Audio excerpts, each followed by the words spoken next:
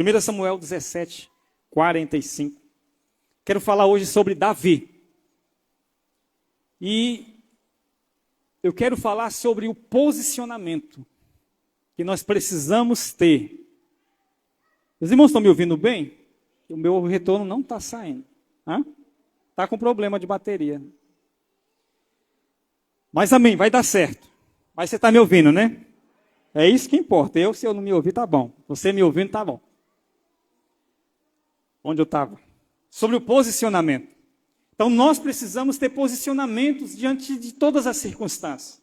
Davi, você deve conhecer a história dele. Ele é conhecido primeiramente porque derrotou um gigante chamado, quem lembra do nome? Golias. E momentos antes dele fazer isso, ele fala isso para o gigante, no versículo 45, tu vens contra mim, com espada e com lança e com escudos, eu porém vou contra ti em nome do Senhor dos Exércitos, o Deus de Israel a quem tens afrontado. Pede para trocar a bateria para mim, do microfone, que esse aqui está muito ruim. Troca lá e traz para mim. Então Davi falou isso aqui para o gigante quando ele estava frente a frente com ele. Mas vamos nos aprofundar mais na história. Lá em 1 Samuel, no capítulo 17, versículo 1. Volta no versículo 1. Vamos entender essa história. Davi foi um homem, até então ele era um jovem, escolhido por Deus. Alguns historiadores dizem que quando ele foi escolhido rei, ungido rei, e enfrentou Golias, ele tinha aproximadamente 15 para 17 anos. Obrigado. Som. Agora sim. Ele tinha aproximadamente 15 para 17 anos. Era um jovem ainda. Agora pode baixar o retorno um pouco. Ele era um jovem ainda. E Deus escolheu ele. Assim como Deus escolheu você para cumprir o propósito na sua vida. Você crê que você é escolhido? Se você não sabe se você vai sair daqui convencido essa noite. Você é um escolhido do Senhor. E em um determinado momento a nação de Israel, ela é desafiada pelos inimigos chamados de filisteus. Versículo 1 diz o seguinte: ajuntaram os filisteus as suas tropas para a guerra e congregaram-se em Socó, que está em Judá, e acamparam-se entre Socó e Azeca, em Éfes-Damim. Porém Saul e os homens de Israel se ajuntaram e acamparam-se no vale de Elá, e ali ordenaram a batalha contra os filisteus. Estavam estes no monte do lado da Lém e os israelitas no outro monte do lado da Quém. Ou seja, os inimigos do lado de lá, eles do lado de cá. E entre eles tinha um vale. Então saiu do arraial dos filisteus um homem guerreiro cujo nome era Golias de Gate, da altura de 6 côvados e 1 palmo. Se fosse converter na metragem de hoje, ele ia ter por volta de 2,90 metros de altura. Então era um gigante mesmo. Fora do normal.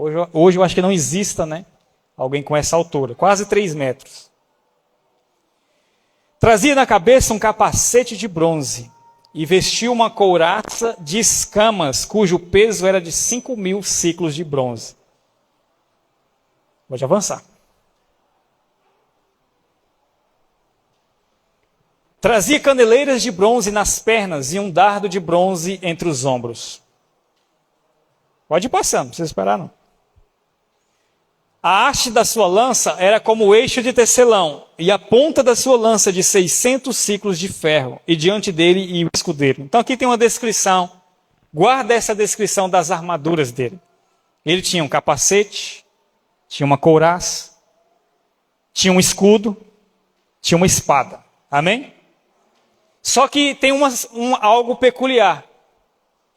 Quase todos esses materiais eram feitos de bronze. Guarda essa informação que você vai entender mais para o final.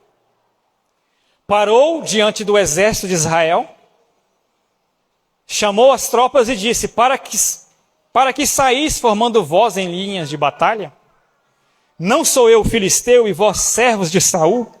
Escolhei dentre vós um homem que desça contra mim.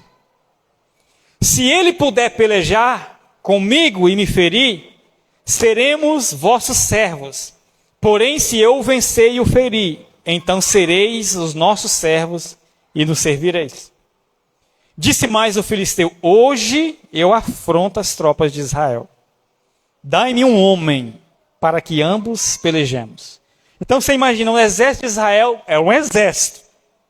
Soldados capacitados para a batalha, tudo homem de porte forte. Não tinha nenhum magrelo, não era igual eu não, era tudo forte. Tudo preparado para a guerra. Tipo o Maxwell assim, né, Maxwell? E eram centenas ou se não milhares. Aí saiu um gigante, tinha um exército lá também, não estava sozinho o gigante, mas pensa, era um cara de quase 3 metros de altura. Uma voz, talvez uma voz estrondosa, intimidadora. Sai todo armado com a armadura e tal, chega diante deles e fala: tem algum homem aí entre vocês para me enfrentar? Mexeu com o brilho deles, né, como diz o outro. Afrontou, mas tem algum homem capaz de me enfrentar? Se me vencer, a gente vai servir vocês vão mandar em nós. Mas se nós vencermos vocês vão servir o nosso povo. Ouvindo, Saul era o rei de Israel e o líder daquele exército. Saul também era um soldado muito bem capacitado. Já tinha lutado muitas guerras. Mas ouvindo Saul e todo Israel estas palavras do filisteu, espantaram-se e temeram muito. Foram intimidados. Eles não tinham lutado ainda. Aquele povo não tinha visto ele lutar ainda. Eles simplesmente paralisaram de medo com as ameaças do gigante. E eu quero trazer essa palavra para a minha vida e para a sua vida essa noite. Amém? Sobre se posicionar diante das intimidações do inimigo. Aqui esse gigante, essa história ela é real, existiu mesmo essas pessoas. Mas a Bíblia ela tem princípios. E nós podemos pegar essas histórias e trazer para o nosso contexto e a nossa realidade. E esses personagens podem representar pessoas ou seres. Por exemplo, o povo de Israel era o povo escolhido. Hoje, quem é o povo escolhido? Você. Então, quem que esse povo representa? Você. O inimigo que estava afrontando aponta para o diabo. O inimigo, Satanás. Ele é o único inimigo. Como eu li na abertura de culto, a nossa luta não é contra pessoas. O nosso inimigo não são pessoas. Amém? Por mais odiáveis que elas possam ser, a sua batalha não é contra pessoas. É contra quem está usando essas pessoas. Quantos estão entendendo? Então, Golias representa quem aqui nessa história? O diabo. Por que eu falo que representa ele? Porque muitos de vocês já estão há anos ouvindo a afronta dele contra a sua vida e sua casa. E você tem se paralisado de medo ou não saber o que fazer. Diariamente ele tem vindo afrontar. Você não presta. Você não vai dar em nada na vida. Essa doença não tem cura para você. Você já tentou de tudo, não vai dar certo. Ele está te afrontando todo dia. E às vezes você fica paralisado por não saber o que fazer. Não se sinta acusado por causa disso. Quando a batalha é muito grande, o inimigo mostra-se ser muito poderoso. Nós ficamos paralisados mesmo. É normal, é humano. Mas eu vou mostrar para você na palavra de Deus os meios para você se posicionar contra essas coisas. Quais outras afrontas que ele pode estar colocando? Para que você vai inventar de fazer alguma coisa? Olha a sua família, ninguém na sua família deu certo. Por que você pensa que vai ser com você? Olha aí, seus pais tiveram essa maldição, seus avós tinham, você também tem, isso é hereditário, não tem jeito para você mais. O seu destino é ser igual a eles. Tudo isso é afronta que o inimigo tem colocado diante de você. Davi, continuando, era filho daquele Efrateu de Belém de Judá, cujo nome era Jessé, que tinha 8 filhos. Nos dias de Saul era já velho e adiantado em anos entre os homens. Apresentaram-se os 3 filhos mais velhos de Jessé a Saul e o seguiram à guerra. Chamavam-se Eliabe, o primogênito, o segundo Abinadab e o terceiro Samá. Vamos repetir, diga Eliabe, Abinadab, Samá. Esses 3 eram os irmãos mais velhos de Davi. Davi não foi, eles foram, como é que fala para ser chamado para a guerra? Convocado para a guerra. Porque eles já tinham idade. Davi não foi porque ele não tinha idade ainda. Ou seja, Davi não estava participando dessa guerra. Essa guerra não era para ele participar. Continuando. Davi era o mais moço. Só os 3 maiores seguiram a Saul. Davi, porém, ia a Saul e voltava para apacentar as ovelhas de seu pai em Belém.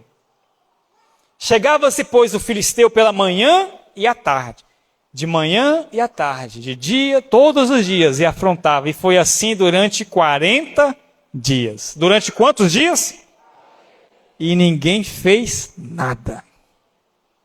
Afrontando pesado. E ninguém reagiu. Todo dia o exército estava lá, acampado de um lado do vale, e o exército do gigante do lado de cá e um vale no meio. Todo dia o exército estava lá, ele saía. Cadê? Não tem homem não? Vocês não vão me enfrentar todo dia, de manhã e à tarde, durante 40 dias e ninguém fez nada. Durante quanto tempo você aguenta uma provocação dessa? Chega na sua cara e fala, você não é homem não, você não aguenta nada. Vai me enfrentar? Peita eu, você não é homem não. Eles aguentaram 40 dias. Mas pensa, não era qualquer homem que estava enfrentando. Era um homem de 2,90 metros de altura. Você ia aguentar a afronta? Eles aguentaram, de medo.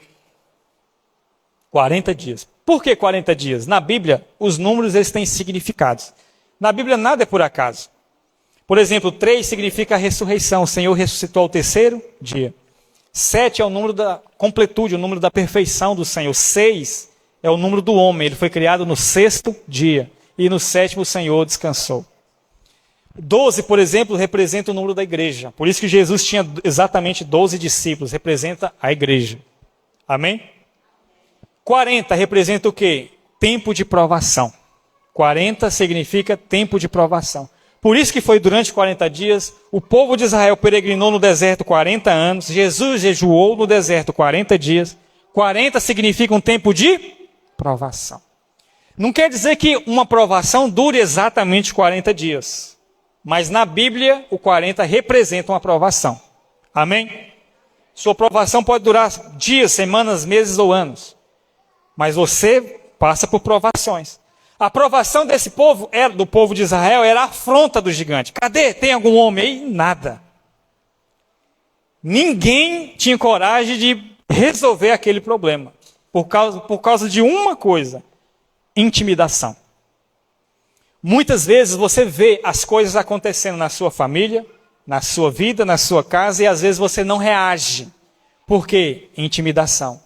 O inimigo está destruindo o seu casamento, está destruindo a sua vida com vício, está destruindo a sua casa, está destruindo a sua vida com enfermidade, mas às vezes você não consegue reagir, porque você acredita que falta força, mas muitas vezes é intimidação. O que é intimidação? Medo de lutar e não dar conta de vencer. Era isso que eles estavam sentindo. Eles estavam com medo de lutar. E se a gente morrer? E se eu for fazer alguma coisa e der errado? E se eu for arriscar algum empreendimento, alguma ideia nova e não der certo e faltar as coisas na minha casa? E se eu perder o meu emprego? E você aguenta a afronta todo dia no seu trabalho com medo de perder o emprego, de não dar conta de sustentar a casa. Pode ser qualquer área, eu estou citando aqui algumas apenas que talvez você pode estar passando. Mas tudo isso é afronta. Todas as vezes que a sua dignidade, todas as vezes que o propósito que Deus tem para você, o plano que você pretendia seguir te paralisa, é um sinal que você está intimidado. Como estão entendendo antigamente? Então, já que não tinha ninguém para reagir àquela afronta, então Deus resolveu levantar outro. Foi escolher o Davizinho. Não tinha nada a ver com a história. Jessé disse a Davi, seu filho, leva, peço-te para teus irmãos um éfa deste trigo tostado e estes 10 pães e corre. E leva para o acampamento para os teus irmãos. Porém, esses 10 queijos, leva-os ao comandante de 1000 e visitará os teus irmãos a ver se vão bem. E trarás uma prova de como passa. Saul e eles e todos os homens de Israel estão no vale de Elá pelejando contra os filisteus. Coitado, não estava pelejando era coisa nenhuma. Estava tudo lá travado. Ele achava que estava pelejando. Davi, pois, no dia seguinte se levantou de madrugada, deixou as ovelhas com guarda, carregou-se e partiu como Jessé ordenara. E chegou lá no acampamento onde estava acontecendo a bagunça toda. Quando já as tropas saíam para formar-se em ordem de batalha, e a gritos chamavam a peleja. Os israelitas e filisteus puseram-se em ordem de fileira, do mesmo jeito, a mesma história. Cada um de um lado, aí Golias mais uma vez sai lá para afrontar eles e ninguém faz nada. Só que Davi já estava lá no meio desse dia. Ele foi lá levar a marmita para os irmãos dele, a comida. E procurar saber se os irmãos que estavam na guerra estavam bem. Mas já havia passado mais de 40 dias e não tinha tido batalha nenhuma. Todo mundo parado. Davi, deixando o que trouxera aos cuidados do guarda da bagagem, correu à batalha e chegando se perguntou a seus irmãos se estavam bem. Estando Davi ainda a falar com eles, eis que vinha subindo do exército dos filisteus do Duelista, cujo nome era Golias. De novo, agora ele saiu lá para afrontar de novo o filisteu de Gate. E falou as mesmas coisas que antes falara. Porém, Davi ouviu. Essa frasezinha pequenininha, poderosa e muda toda a história. Ele ouviu. Todo mundo estava ouvindo, mas alguém diferente ouviu a afronta e decidiu se posicionar. Quase estão entendendo? Eu ainda não entrei na palavra não, estou só te contextualizando, para você entender o que eu quero falar. Dá para entender até aqui? Posso continuar? Todos os israelitas, vendo aquele homem, fugiam de diante dele e temiam grandemente, tinham medo. O cara realmente deveria ser alguém assustador. Para soldados experientes de guerra ter medo é porque o cara era assustador. E diziam uns aos outros, viste aquele homem que subiu? Pois subiu para afrontar a Israel. A quem o matar o rei acumulará de grandes riquezas. E lhe dará por mulher a filha, e a casa de seu pai isentará de impostos em Israel. O rei, como não tinha coragem de enfrentar ninguém, criou uma recompensa. Quem conseguir derrotar, vai ganhar muito dinheiro, vai ser perdoado de todos os impostos e vai casar com a filha dele. É uma boa proposta. E Davi ficou sabendo desse negócio. Então falou Davi aos homens que estavam consigo, dizendo, que farão aquele homem que ferir a este filisteu e tirar a afronta de sobre Israel? Quem é, pois, esse incircunciso filisteu para afrontar os exércitos do Deus vivo? Volta. Incircunciso era uma forma ofensiva de se referir a alguém. Incircunciso era alguém fora da aliança de Deus, era alguém indigno. Era uma forma de ofender. Então Davi ouviu aquela ameaça e falou, quem que esse cara pensa que é? Para ficar afrontando o exército de Deus. Ninguém teve essa reação, Davi teve. E ele não era soldado. O que nós podemos entender com isso? Muitas vezes, Deus ele vai te colocar no meio de situações que você não vai entender por que Deus te pôs. Em determinados lugares, que você não vai entender por que você está lá. Porque é tanta coisa que está acontecendo, é tanto ataque, é tanto levante, é tanta guerra. E você não sabe por que você está lá. Mas entenda, se foi Deus que pôs você lá, Deus tem um propósito através de você lá. Davi foi lá, ele não estava pensando em guerra, ele não estava pensando, ele só foi levar comida para o irmão, para os irmãos que o pai pediu. De repente, algumas horas depois, ele já estava enfrentando o gigante. E venceu ainda. Por causa de quê? Posicionamento. Posicionamento. O que é posicionamento? É se levantar e reagir contra a situação que está acontecendo na sua vida. Está entendendo? Próximo. E o povo lhe repetiu as mesmas palavras, dizendo: assim farão ao homem que o ferir. Ouvindo Eliabe, seu irmão mais velho, falar àqueles homens, acendeu-se-lhe a ira contra Davi e disse: por que descestes aqui? E a quem deixastes aquelas poucas ovelhas no deserto? Bem conheço a tua presunção e a tua maldade. Você desceu aqui apenas para ver a peleja. Eliabe era o irmão mais velho. Quando ele estava lá, no meio do exército, ele era um dos soldados que não teve coragem de fazer nada. Estava lá parado, olhando tudo acontecer. Mas quando ele viu Davi interessado em resolver o problema, ficou grilado com ele. O que você está fazendo aqui? Sabe o que isso nos fala? Muitas vezes, quando você decidir se posicionar para resolver alguma coisa, você vai ser criticado. Se você tem medo de crítica, não resolva nada. E ainda você corre o risco de ser criticado, porque você não resolve nada.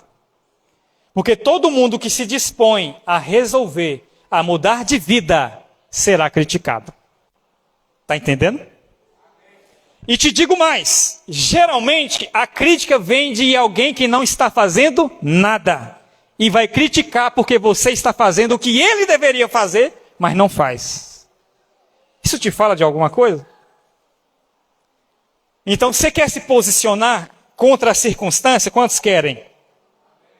Espere críticas. Você será criticado. E vou te falar por quem que você vai ser criticado. Eliabe era o que de Davi? É pelos seus irmãos. É de casa que vem a crítica.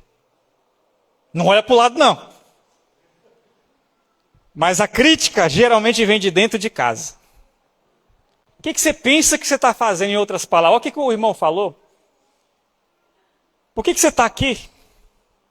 Com quem que você deixou as ovelhas que estavam na sua responsabilidade lá no deserto? Eu conheço sua presunção. Você é um presunçoso. Você é um curioso. Eu sei a maldade do seu coração. Você está aqui só para curiar. Ele não estava fazendo nada. Ele só estava perguntando. Qual que seria a recompensa? Porque ele estava indignado com o que o gigante estava fazendo. Mas foi criticado. Está entendendo? Espere críticas. Você será criticado. E muitas vezes vai ser pelas pessoas próximas de você. Eles vão falar coisas do tipo: o que você pensa que você está fazendo? Você quer ser empreendedor? Ninguém na sua família abriu coisa nenhuma e você vê que esse negócio não vai dar certo. Não deu certo para os outros, por que você acha que vai dar justamente para você? Você quer pregar na internet? Agora você vai virar coach agora. Vai vender curso na internet agora. Vai entrar na modinha agora. Sempre vai ter uma crítica para te parar. Agora você quer prosperar. Você quer prosperar para quê? Para ficar ostentando carrão? Sempre vão te criticar. Te lembra alguma coisa isso? Não faz isso não, que não vai dar certo não. Veja bem, você pode ouvir conselhos. Mas tenha convicção de que o que você está fazendo foi Deus que mandou você fazer. Porque vão ter pessoas que vão tentar te parar. Amém?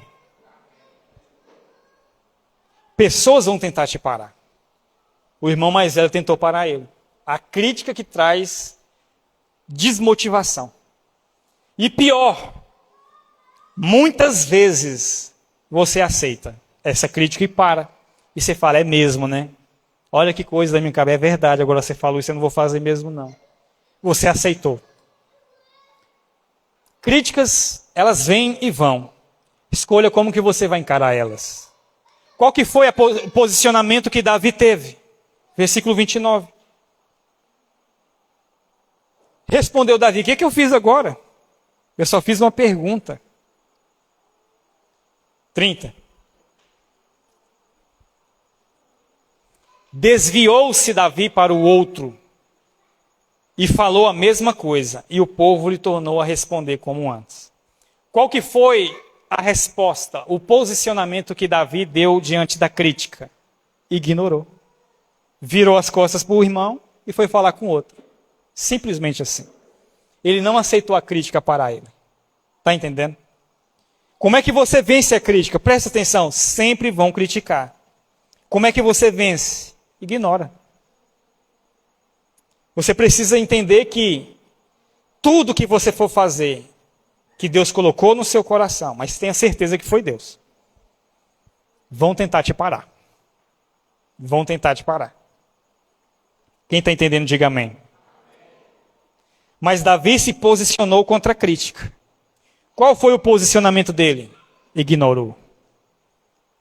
Não dê ouvidos às palavras que tentam parar você. Pastor, mas não tem crítica que é construtiva? Construtivo, o próprio nome já diz, ele vai te ajudar a melhorar e não te diminuir. Qualquer tipo de comentário que tenta desmerecer ou diminuir você ou aquilo que você vai fazer não é construtivo, é destrutivo. Então, críticas, ignore. Diga, eu decido ignorar as críticas. Como as pessoas gostam de dizer, faça dessas críticas degraus para você subir. Se Davi tivesse aceitado essa afronta, ele teria voltado para casa, cabisbaixo, voltado para as atividades dele. E a história teria sido diferente. Mas Davi simplesmente ignorou. Versículo 31. Ouvidas as palavras que Davi falara, anunciaram-nas a Saul, que mandou chamá-lo. Porque tem um outro lado. Quando você rejeita a crítica, Deus vai levantar pessoas para promover você. Aquilo que Deus colocou no seu coração. Só que o teste é a crítica. Se você ultrapassar e for aprovado no teste da crítica e não parar, o que Deus fez? Outras pessoas ouviram o que Davi estava falando e foi falar para o rei. E o rei chamou ele. Talvez Davi não teria tido acesso ao rei por conta própria. Mas outros de influência ouviu e levou ele até lá. Muitas vezes você não tem a força, nem o meio de conseguir alcançar o que você tem buscado. Mas se você não permitir a crítica te parar, Deus vai colocar pessoas na sua vida que vão levar você a lugares chaves e a acessos que vão mudar a sua história. Está entendendo? Mas o teste é não parar na crítica. Não olhe os meios que você tem, olhe aquilo que Deus tem para fazer na sua vida. Amém? Se você olhar a sua realidade, talvez você tenha um sonho. Você tem um sonho de comprar uma casa, por exemplo, mas você olha a sua realidade financeira e fala, não tem jeito. Aí vem a crítica, está vendo como é que você vai comprar? Mal está conseguindo pagar as dívidas, você está falando em comprar casa, para com esse negócio. As críticas do inferno. Mas se você ignorar e continuar crendo, Deus pode usar meios ou até pessoas para te levar a alcançar o seu sonho.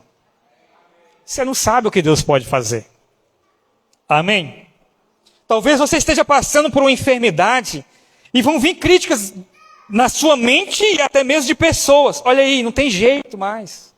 Será que não é a vontade de Deus que você não seja curado? Olha que infernal que é isso. Uma vez que Jesus morreu na cruz para levar suas enfermidades, não é a vontade de Deus que você esteja doente. Diga amém. Mas vão vir críticas. Será que Deus não quer que você seja curado?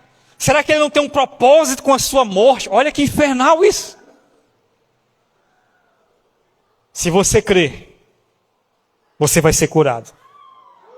Essa doença não vai matar você. Mas ignora as críticas. Ah, mas você já tentou de tudo. Exame, é remédio, de tudo e não deu certo. E aí o que vai fazer? Aquilo que é impossível para o homem é possível para Deus.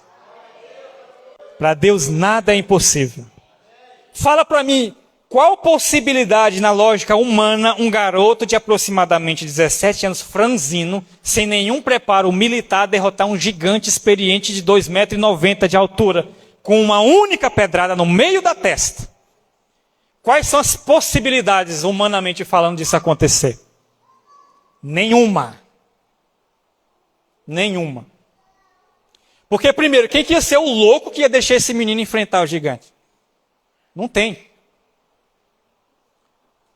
Então, a maneira de Deus fazer não vai ser do seu jeito, nem do jeito que você imagina. Sempre será muito maior e mais profundo.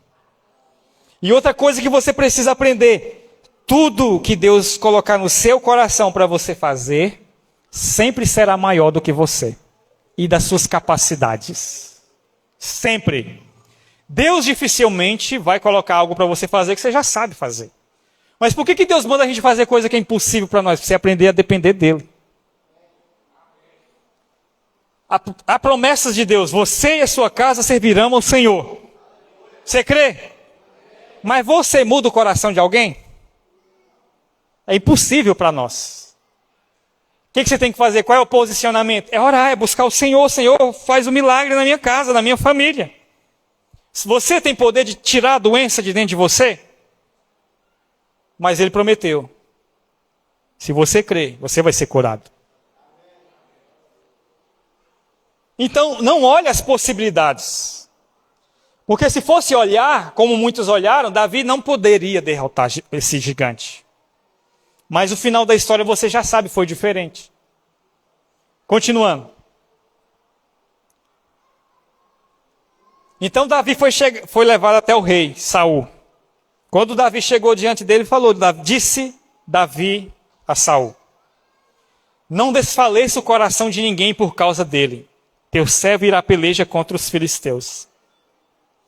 Porém Saul disse a Davi: contra o filisteu você não pode ir para pelejar com ele, pois você ainda é moço, e ele é guerreiro desde a juventude. Segunda crítica.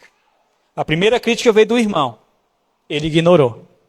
A segunda crítica veio de uma autoridade, ele era o rei da nação. Às vezes a crítica vai vir da sua liderança, que Deus me livre disso, mas às vezes até do seu pastor vai vir a crítica. Aprenda a ignorar. Que tipo de crítica? Você não dá conta não, você é muito jovem ainda para essas coisas. Não vai não, você não vai dar conta, você não tem capacidade para isso ainda. Vão vir palavras e comentários para tentar te parar. Mas qual foi a resposta de Davi mais uma vez? Próximo. Respondeu Davi a Saul: teu servo apacentava as ovelhas de seu pai. Quando veio um leão ou um urso, tomou o cordeiro do rebanho. Vai. Eu saí após ele, e o feri e livrei o cordeiro da sua boca. Levantando-se ele contra mim, agarrei-o pela barba, e o feri e o matei. O teu servo matou tanto o leão como o urso. Este incircunciso filisteu será como um deles, porquanto afrontou o exército do Deus vivo. Disse mais Davi: o Senhor me livrou das garras do leão e das do urso. Ele também vai me livrar das mãos desse filisteu. Olha a fé que Davi tinha em Deus. Ele estava tendo a fé que nenhum soldado teve até agora. Mas um ponto interessante aqui. Davi, ele expôs para o rei, quando ele recebeu a afronta, as suas experiências pessoais. Davi disse que ele tinha enfrentado leão e urso que tentou atacar o rebanho que ele cuidava. Ele foi lá e enfrentou e matou aqueles animais. Só que ninguém tinha visto essas batalhas. Muitas vezes você passa lutas que ninguém está vendo. Às vezes a pessoa olha para você e vê você pleno, forte, tranquilo. Mas só você e Deus sabe o que você passa quando ninguém está vendo. É verdade ou não é? São lutas pessoais. Lutas que às vezes nem sua esposa, nem seu marido fica sabendo. São coisas dentro de você. São lutas que você tem que enfrentar frequentemente. Davi também enfrentou as lutas pessoais dele. E venceu todas elas porque Deus o capacitou. Mas qual foi o posicionamento? Ele não fugiu da luta. Não fuja dos seus problemas, enfrente-os. Posicione-se. Deus vai dar vitória para você. Só que essas lutas pessoais que você passa é apenas um treinamento. Porque quando chegar batalhas maiores, assim como Davi, você vai estar pronto. Diga amém por isso. Ele ignorou a segunda crítica. Próximo. Não terminei não, perdão, volta. Então, disse Saul a Davi: vai, o Senhor seja com você. Saul vestiu a Davi da sua armadura e lhe pôs sobre a cabeça um capacete de bronze e o vestiu de uma couraça. Davi cingiu a espada sobre a armadura e experimentou andar, pois jamais havia usado. Então disse Davi a Saul: não posso andar com isso, pois nunca usei. E Davi tirou aquilo de sobre si. Lembra da armadura do gigante? Capacete de bronze, couraça, escudo e espada. Foi exatamente as mesmas coisas que o rei Saul tentou colocar em Davi. Capacete de bronze, couraça, escudo e espada. As mesmas armas que o inimigo estava usando, eram as que colocaram sobre ele. Não encaixou, ele não conseguiu andar. Por quê? Porque a armadura não serve para ele. Deus, quando ele coloca você na batalha, você precisa entender que você não pode usar as mesmas armas que o inimigo está usando contra você. Qual que era a arma que o inimigo estava usando contra o povo de Deus? Acusação. Condenação. E muitas vezes nós queremos usar as mesmas armas. Todas as vezes que você tentar usar a mesma arma do inimigo, você vai fracassar. Diga: toda vez que eu usar as mesmas armas do inimigo, a batalha está perdida. E quando que eu uso as mesmas armas? O diabo te acusa de dia e de noite. Que você não presta, que você não vai dar conta, que você não é capaz de nada, que não tem mais jeito para você. Aí qual é a arma que você usa? As mesmas. Eu estou assim, é por causa do meu marido. Eu estou assim, é por causa da igreja que não cuida de mim. Eu estou assim, é por causa do meu patrão que não valoriza o meu trabalho. Você está acusando o tempo inteiro as pessoas. Você está usando as mesmas armas do inimigo. Você perdeu a luta. Não adianta você usar as mesmas armas. As pessoas vêm acusar você. Presta atenção, Davi hora nenhuma usou de contra-ataque contra as pessoas que criticaram ele. O irmão criticou, ele não criticou de volta. Ele simplesmente ignorou. O rei depois foi tentar desmerecer ele não criticou de volta desmerecendo. Aí você, rei, que também não teve medo do gigante, ele não falou isso. Ele simplesmente se posicionou. Muitas vezes as pessoas elas vêm acusar você. Qual é a arma que você usa? Acusa também. E você também que não faz isso? É a mesma arma. Quando você entra nesse duelo de um acusa o outro, um joga para o outro, você perdeu a luta. E isso é muito comum de acontecer dentro do casamento. Ou você nunca teve uma discordância dessa dentro do casamento? A mulher vem criticar e você manda outra crítica em cima. Aí ela devolve a crítica mais forte, você joga outra pior ainda. Quando você menos espera, tem panela voando para todo lado. Cada um brigado com o outro. Por quê? Não resolveu. Usar as mesmas armas da acusação não resolve nada. Está entendendo o que eu estou dizendo? Diga amém. Quantos estão entendendo? A acusação não resolve nada. Deixa eu te falar algo muito sério. Eu acho que eu não falei hoje de manhã, eu lembrei agora. Presta atenção. Quantos estão me ouvindo? A Bíblia diz que o trabalho do diabo é acusar. Amém? Diz que ele acusa de dia e de noite. Deixa eu te fazer uma pergunta com todo amor e carinho. Quantas pessoas que você conhece que mudaram de vida através das acusações do diabo? Fala aí, alguém conhece? Tipo assim, não, eu conheço uma pessoa que o diabo acusou ela tanto que ela mudou de vida. Você conhece alguém? Alguém conhece? Alguém que mudou de vida recebendo acusações do diabo. Ninguém conhece? Provavelmente não existe. E por que quando alguém está no erro, você faz igual o diabo? Você acusa ele o tempo inteiro para ele mudar de vida. Sendo que a acusação não muda ninguém. É as mesmas armas do diabo. Às vezes tem uma pessoa que está lá na sarjeta, na lama, na perdição. Aí você, com o intuito de querer que ela mude de vida, você usa as mesmas armas do diabo. Acusa ele. Para com isso. Deus não está se agradando disso. Deus já desistiu de você. Toma cuidado, senão uma hora Deus vai pesar a mão. É as mesmas coisas que o diabo fala. Você está falando. É as mesmas armas, não vai mudar ninguém. Porque se a acusação mudasse alguém, o diabo seria o maior ganhador de almas do mundo. Anota que essa é forte. Mas é verdade. Discorda de mim? Se a acusação mudasse alguém, o diabo seria o maior ganhador de almas do mundo. Então por que quando você quer ganhar alguém para Jesus, você usa as mesmas armas que o diabo usa, acusando? Você tem que mudar de vida. Ele sabe que ele tem que mudar, ele está lá, ele sabe que ele precisa. Mas o que ele precisa ouvir é o quê? Deus pode libertar você. Deus pode mudar a sua história. Amém? Amém?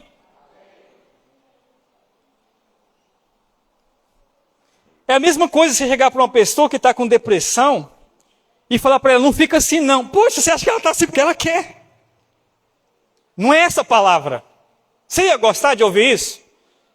Não fica assim não. Você acha que eu estou assim porque eu quero? Não é essa a palavra. Toma cuidado. Não usa as mesmas armas do diabo. Você não fala o que as pessoas merecem ouvir. Você fala o que elas precisam ouvir para mudar. Davi se recusou a usar as mesmas armas do inimigo. Que era, na batalha, era a espada de bronze, o escudo, a couraça, o capacete. Ele foi com outras armas. Avança. E meu tempo está acabando. O que Davi fez? Ele tomou o seu cajado na mão e escolheu para si 5 pedras lisas do ribeiro, pois no alforje de pastor, que trazia, a saber no surrão, lançando mão da sua funda, foi-se chegando ao filisteu. Ele usou outras armas. Então você quer aprender como se posicionar? Quantos querem? Primeiro, aprenda, lembre-se da sua identidade. Quem é você em Cristo? Pastor, eu não sei nem quem eu sou. Você precisa resolver isso hoje no Senhor. Quem é você em Cristo? Uma vez que você entregou sua vida para Ele, você é filho amado. E nada vai mudar isso. Mesmo que no momento você esteja afastado do propósito, dos caminhos do Senhor, você não deixou de ser filho. Amém? Não tente basear o seu relacionamento com Deus baseado em entendimentos errados. Vai para a Bíblia. A ovelha, quando se perdeu, o pastor foi atrás dela. O filho, quando saiu de casa, o pai recebeu ele de volta. Você é filho e nada muda isso. Diga amém. Primeiro, lembra quem você é. Quem que você é? Mais forte, diga, eu sou filho amado. Então essa é a primeira coisa que você precisa entender. A sua identidade. Quem é filho carrega dentro de si a presença do Pai. Amém? Ela está aí dentro de você agora. Segunda coisa. Vamos avançar. Olhando o filisteu e vendo a Davi, o desprezou. Outra afronta. O próprio Golias, quando viu Davi, desprezou ele. Porquanto era moço e ruivo e de boa aparência. Disse o filisteu a Davi: sou eu algum cão para vires a mim com paus e pelos seus deuses amaldiçoou o filisteu a Davi. Disse mais o filisteu a Davi: vem a mim e darei a tua carne às aves dos céus e às bestas feras do campo. Aqui tem um outro ponto agora interessante. Aí mesmo, 45. Que é o versículo que nós abrimos a palavra. Quando ele recebeu a afronta do irmão, ele não falou nada. Quando ele recebeu a afronta do rei, ele explicou. Mas quando ele recebeu a afronta do verdadeiro inimigo, ele foi para cima com todo. Por quê? Você tem que saber identificar quem é o seu verdadeiro inimigo. Seu inimigo não são pessoas. Você tem que se levantar e se posicionar contra o verdadeiro inimigo. Qual foi a resposta de Davi? Você vem contra mim com espada e com lança e com escudo. Eu vou contra você no nome do Senhor dos Exércitos. Amém? O Deus dos exércitos de Israel a quem tens afrontado. Próximo. Hoje mesmo o Senhor te entregará nas minhas mãos. Ferir-te-ei, tirar-te-ei, ou seja, vou arrancar sua cabeça, em outras palavras. e vou dar a sua cabeça aos cadáveres do arraial. E os cadáveres do arraial dos filisteus darei hoje mesmo às aves dos céus e às bestas feras da terra. E toda a terra saberá que há Deus em Israel. Saberá toda essa multidão que o Senhor salva, não com espada, não com lança, porque do Senhor é a guerra. De quem que é a guerra? Você está passando por guerras, lutas, a guerra é do Senhor. Ela não é sua. Do Senhor é a guerra. E Ele vai te entregar nas minhas mãos. Diga amém. E o resto da história você sabe. Davi acertou a pedra no meio da testa, ele caiu. Ele foi lá, pegou a espada e arrancou. E venceu a batalha. Aí depois o exército inteiro criou coragem. Foi para cima dos demais e venceu a batalha. Mas eu quero finalizar com isso. Primeira coisa que você precisa entender para se posicionar. Entenda a sua identidade. Segunda coisa, não lute com as mesmas armas. Quais são as armas corretas? Lembra da armadura do inimigo? Quantos lembram? Capacete, escudo, couraça, espada. Quais as armas que você tem que usar? Efésios capítulo 6, a partir do versículo 13. Vou finalizar com isso. Estais, pois, firmes, cingindo-vos com a verdade e vestindo-vos da couraça da justiça. A couraça do inimigo era de bronze, a sua é da justiça. Couraça é a parte que cobria essa região todinha aqui e protegia o coração. O que é se apropriar da couraça da justiça? É você crer e declarar, Cristo é a sua justiça. Quando você crê que o Senhor é a sua justiça, é Ele que guarda você, o seu coração é guardado do medo. Diga amém por isso. E isso é um item da armadura. Próximo. Calçai os pés com a preparação do evangelho da paz. É os sapatos. Quando você se posiciona para proclamar Cristo, o Senhor equipa você e capacita você. 16. Embaraçando sempre o escudo da fé. O escudo de Golias era de bronze, o seu é o da fé. O que é o escudo? É aquela parte que eles se protegem dos ataques. Esse escudo que você usa, o escudo da fé, é você usar a fé que você tem em Cristo. Você pode. O que são dardos inflamados? Pensamentos de morte, pensamentos de acusação, pensamentos de medo.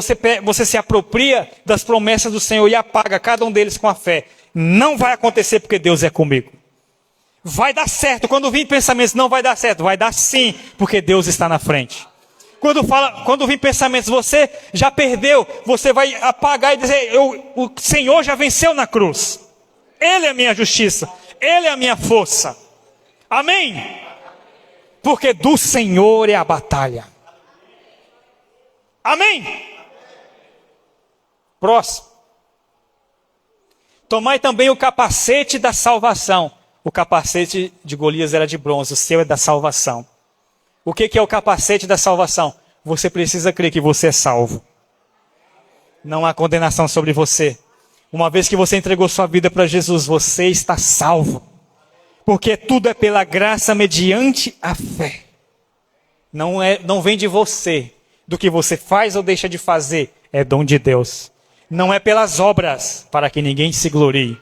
É tudo pela graça mediante a fé. Vou traduzir para você. Talvez está nos visitando. A salvação é para quem não merece.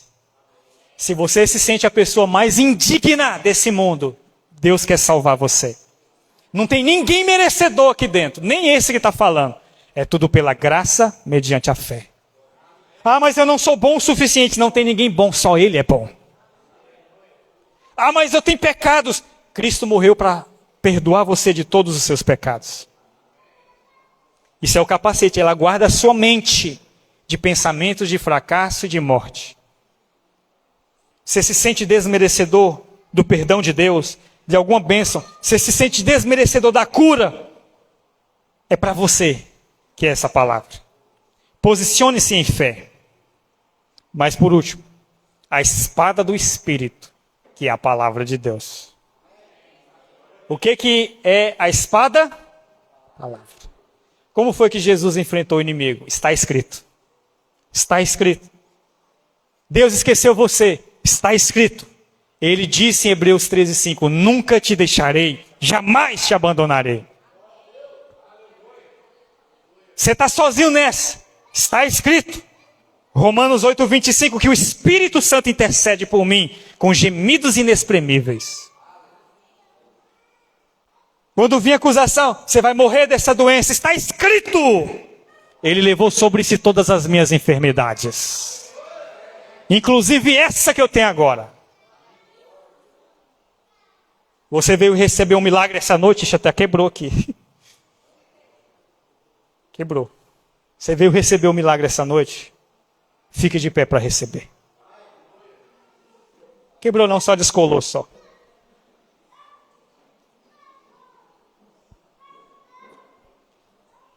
Quantos creem nessa palavra?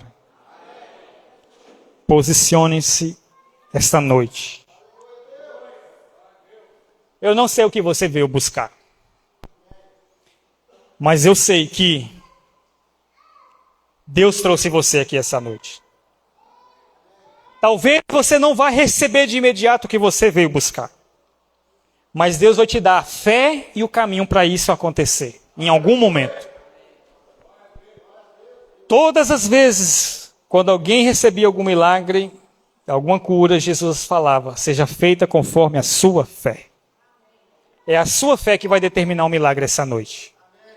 Eu quero orar por você. Feche os seus olhos. Deus, Ele ouve você. Ainda que você se sinta indigno. O que é indigno, pastor? Não merece. Você não é merecedor da graça divina. Você não é merecedor do perdão de Deus. E não é mesmo. Mas mesmo assim Ele ama você e Ele quer você. Ele quer fazer um milagre na sua vida. Ele quer mudar a sua história. Ele quer trazer restauração. Ele quer trazer transformação. Mas é preciso que haja um posicionamento de você. E que posicionamento é esse? É o posicionamento de não aceitar mais viver desta maneira. É você falar para o Senhor agora nesse momento: chega, eu não aceito mais.